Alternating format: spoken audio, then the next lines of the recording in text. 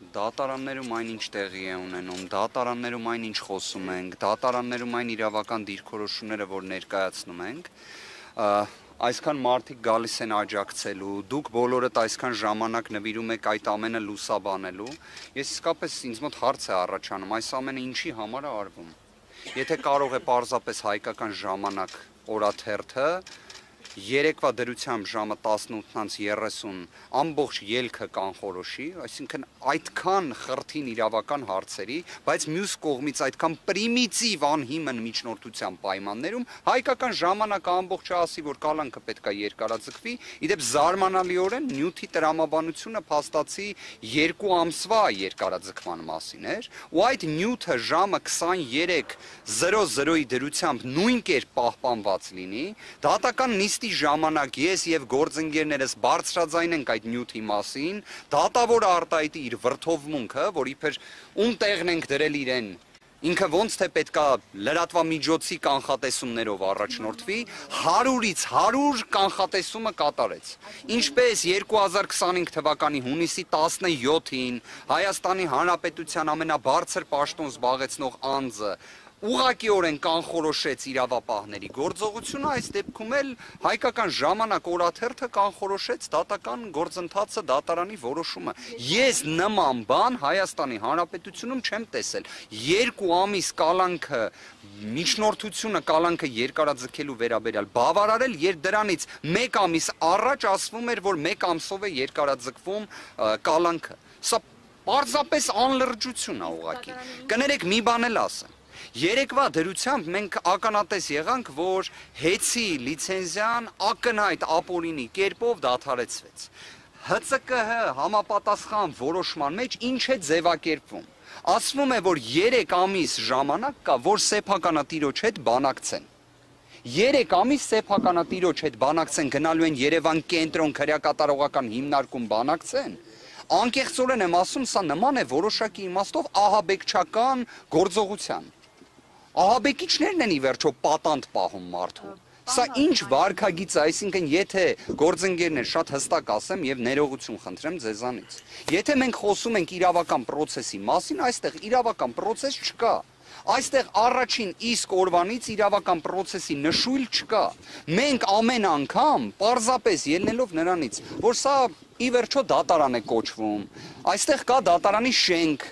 բայց այստեղ բովանդակությունը արդարադատության կանխորոշվում է հայկական ժամանակի նյութով։ Իդեպ ես հաջորդ նիստից առաջ երևի թե խնդրելու եմ, որ գործընկերները կապ հաստատեն, փորձեն հասկանալ ինչ հրապարակում է լինելու, մենք էլ ըստ դրա մեր գործողությունները որոշենք, որովհետև իդեպ նույն հանրային ծառայությունները կարգավորող հանձնաժողովի որոշումը չկար, արդեն իսկ իշխանական լրատվամիջոցները ասում էին, որ զրկելու են լիցենզիայից։ Գործընկերները այդքան օր, այդքան ժամ ներկայացրեցին բովանդակային հակափաստարկներ։ Ինչ եղավ։ Եթե ձեզ հետաքրքիր է հիմքը, հիմք գոյություն չունի, հիմք չի կարող լինել։ Եթե ձեզ հետաքրքիր է արդյոք դատարանը տվել է համապատասխան որոշում, ոչ չի տվել։ Միաժամանակ ունենալ այն իրավիճակը, որը կար, Վճռաբեկ դատարանի որոշում, Վերաքննիչ քրեական դատարանի որոշում, միակ ձևակերպումը, որ օգտագործվեց դատարանի կողմից, որ քանի որ իրավիճակը իրավական առումով խրթին է դատարանի համար, դրա համար ինքը թող 2 ամիսը տա, դրանից հետո որ Վճռաբեկի եւ Վերաքննիչ դատարանների իրար փաստացի հակասող որոշումներ կան։ Տնտեսական հանցագործության հիմնավոր կասկած։ Չեմ կարող ասել, գործընկերներ, պատկերացում չունեմ։ Իսկ ինչի պետք է դրա վրա զարմանան, գործընկերներ, 5 ամիսը նշված քննության նոյեմբերի 3-ի դրությամբ ավարտվել էր։ Նոյեմբերի 3-ի դրությամբ կոչի դրվագով կար Վճռաբեկ դատարանի որոշում։ Վճռաբեկ դատարանի որոշում կար, հիմա եթե դուք ուզում եք, որ փորձենք քրեադատավարական իրավական տեսանկյունից այս իրավիճակը վերլուծել, շատ լավ։ 5 ամիսը արդեն իսկ քրեադատավարական իմաստով նոյեմբերի 3-ի դրությամբ ավարտված էր։ Ինչ է դրան հաջորդում։ 53 քննիչների անգործությունը։ Իդեպ մի հանգամանք եմ ուզում հատուկ նշել։ Իրականում, երբ ասում եմ 53 քննիչներ, ձևակերպմանս մեջ սխալ եմ անում։ Ներողություն եմ խնդրում։ Իրականում 53 քննիչ գումարած 1 դատախազ, որովհետև դատական նիստի ընթացքում մենք բոլորս պարզեցինք, որ դատախազը մասնակցում է նիստերին օգնելու համար քննիչին։ Նշվածը ժամանակը կգա, կրիչը դուք կունենաք, կհաստատեք այդ նշված տեղեկությունը։ Գործընկերներ, եկեք հետևյալը արձանագրենք։ Երբ դատական այս աբսուրդային իրավական ծաղրի նմանվող ահաբեկչական գործողության, որովհետև իրավական ահաբեկչություն է սա, որովհետև եթե մի կողմից ասում են գնացեք բանակցեք սեփականատիրոջ հետ, մյուս կողմից ասում են սեփականատերը պետք է ամենաաբսուրդային, ոչինչ իրենից չենթադրող մեղադրանքով գտնվի կալանքի տակ, այն վճռաբեկ դատարան օպերացիան, որը իրականացվեց, այդ աստիճան ստվերային արդարադատությունը, դուք պատկերացրեք դատախազը ինչ է պատասխանում նիստի ընթացքում, ասում է ես զանգել եմ գրասենյակ, գնացել եմ որոշումը ստացել եմ, հարցնում ենք դուք որտեղից գիտեիք, որ նոյեմբերի 13-ին որոշում պետք է լինի, ասում է ես ամեն օր զանգում եմ գրասենյակ, պատկերացրեք ես շատ ուրախ եմ, Հայաստանի Հանրապետության դատախազությունում մեր դատախազ գործընկերները այնքան ժամանակ ունեն, որ ամեն օր գրասենյակ զանգեն վճռաբեկ դատարանի։ Ես էլ իմ առիթից օգտվելով մի հատ առաջարկ անեմ։ Դուք էլ զանգեք ամեն օր վճռաբեկ դատարանի գրասենյակ։ Այդ իդեպ այնքան,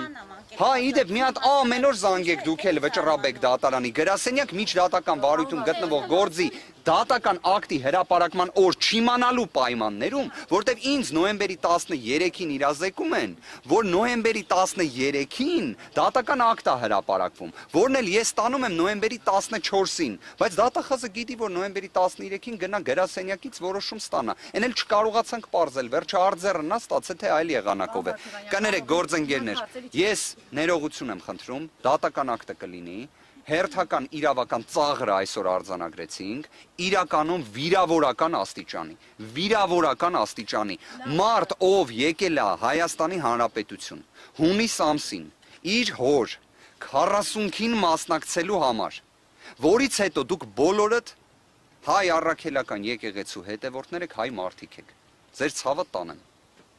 երբ անձը հարազատ է կորցնում, առաջիկա նոր տարին իր մեջ խորհուրդ է պարունակում, այդ թվում գերեզմաններ գնալու, և նշված հանգամանքը դատական նիստի ընթացքում ներկայացվում է,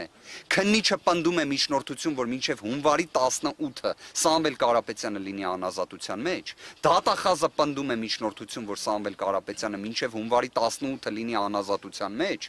և դատավոր Սարգիս Դադոյանը նշված հաստատում է, դրանից հետո բան չեմ ուզում հիմա խոսել, կներեք գործընկերներ, ես այսքանով ավարտեմ։